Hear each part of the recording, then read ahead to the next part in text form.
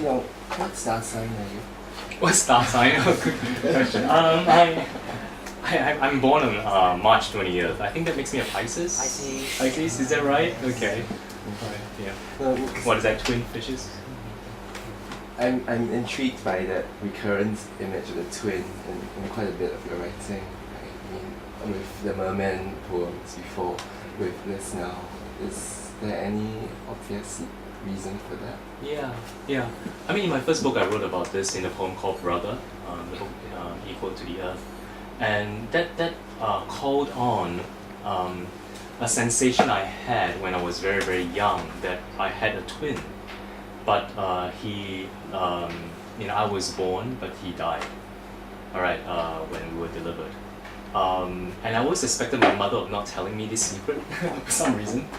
All right, I mean, probably for the for the reason that there was no such twin, but one is allowed to imagine, right? I mean, but I always had that impression, had that feeling that he would appear, or he was there, but then he was not.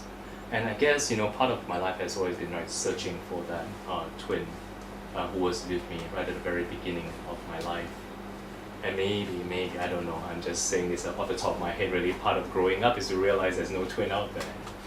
That we have other people, but we have no exact copy or a twin copy of ourselves.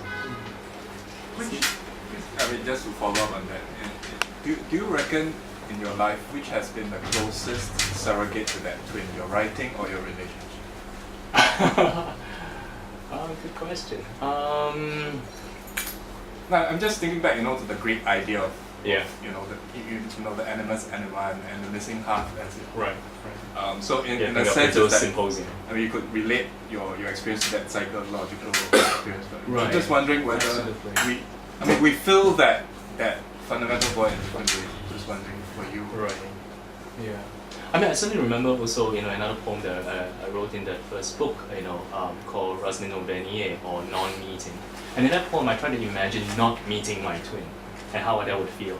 And but that poem really begins with images of fusion, water mixing with water and air mixing with air. And for a long time, that was the goal for me, that in my writing somehow I would be able to unite with somebody so completely that we become of one essence, one substance. Lately, I must say, I have been withdrawing from that, realizing that, perhaps that was a very romantic ideal that I am leaving behind, because do I really want to be merged into another person so completely that I cannot identify who I am except as a part of somebody else?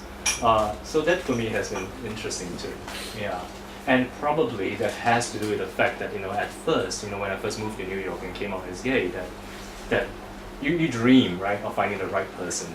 Actually, you can all identify with that, gay or straight, and then realize when you have found somebody that then you have to work out all these differences, and then things become, I don't know, one wants to say more real, but sometimes it's more realistic, and that's different, right?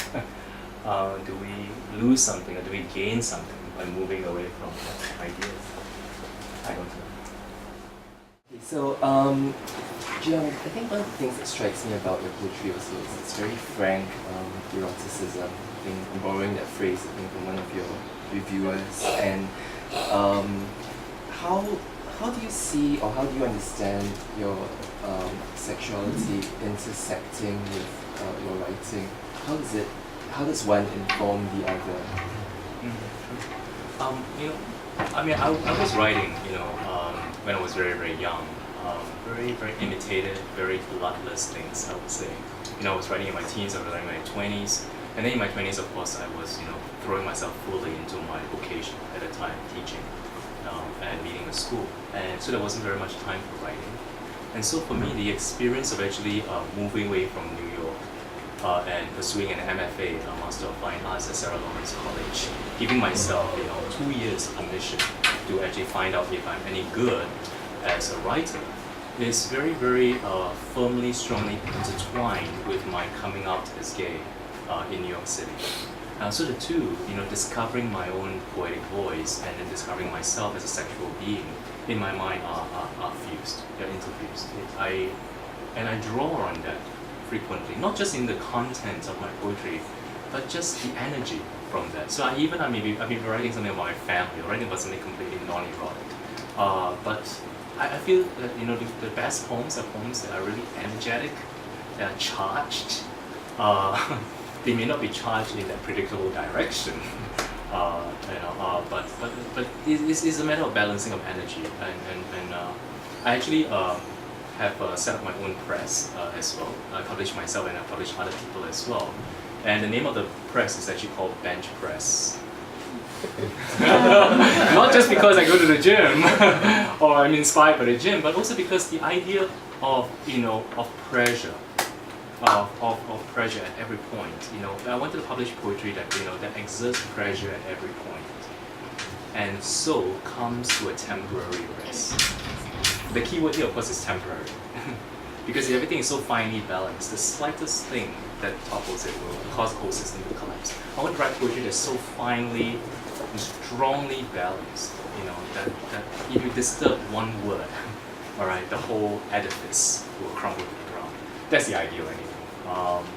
And so yes, for me, it's very much bound up with energy, very often sexual, and writing. These two are very close. Thank you. How was the process of writing the pillow book similar or different from the writings of your other books and chapbooks?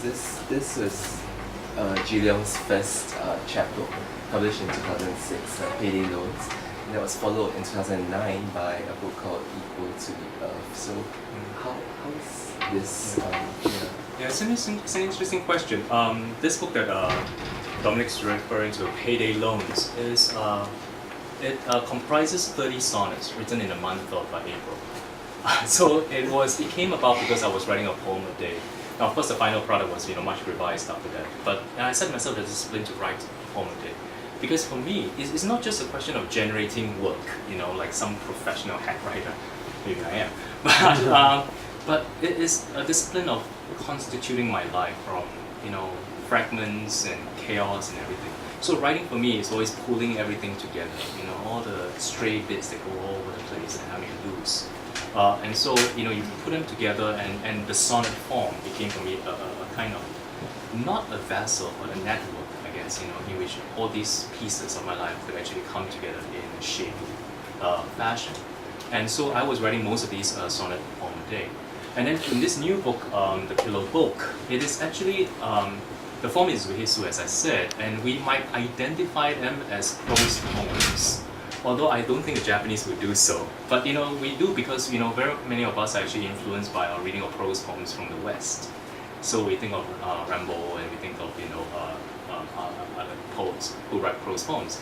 And when I read those prose poems, I've never been inspired by them. When I read those prose poems, I always think, why are they giving so much to prose? Why are they losing all your line breaks and everything? Every instrument that is so crucial in a poem, why are we, surrendering them, to write like prose writers do? For the less literary among us, what's A prose poem, a prose poem is written basically like, I guess, a paragraph or two paragraphs, like prose. In a poem, usually it doesn't run to the right margin, right? It actually breaks off at certain points, and those points at which the line breaks off is actually full of energy. It's full of ambivalence.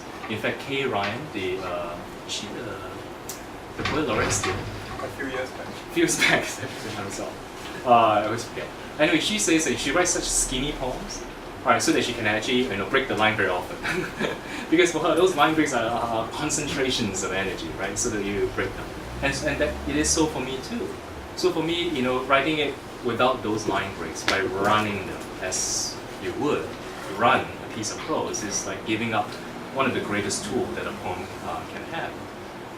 Then I read Sai Shonagon, and she seems to write like prose. I mean, there are of course poems, haikus, tanka, sanryu, embedded, all right, very often functioning as a kind of bob to the wheel. That means at the end of the paragraph of prose. But the prose itself, to me, sounded poetic.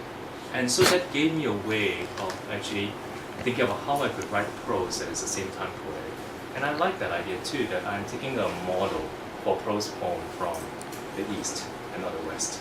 somehow I'm not Japanese. I have never served the queen, but there was a connection that I thought I could tap.